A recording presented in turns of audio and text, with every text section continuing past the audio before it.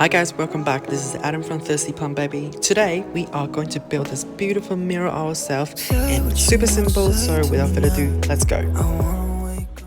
Alright guys, I'm here doing a project. I am basically going to make a window looking mirrors. So it's super easy. I found these IKEA mirror here. I bought like 25 of them. So they're basically just a mirror that you can stick onto anything. So I am going to stick them, all 25 of them, onto this board and make a frame with this like very thin plywood, trim, I guess, and paint them black. All the mirrors are on the board already, and you will see some gaps because they are going to be filled up with this trim.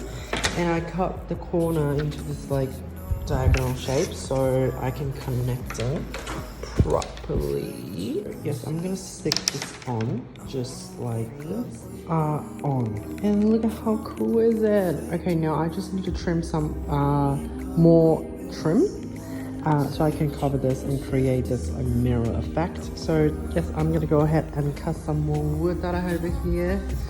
Yep. After 2 nights of painting these, I think they are ready to go on the mirrors. Okay, I hope you know what I'm doing now. Basically, I have cut this off. Like all this trim. And that fits in here. Oh my god, they fit perfectly. That is so satisfying. And I also have these. Oh, it's a chicken. The smaller ones. They are just gonna go in between. Oh my god, that is too long. Okay, I need to place them properly. Like so. And then just stick them on. So they will look like the mirror. A window mirror.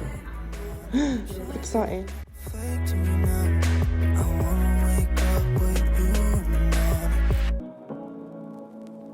Say what you wanna say to me now.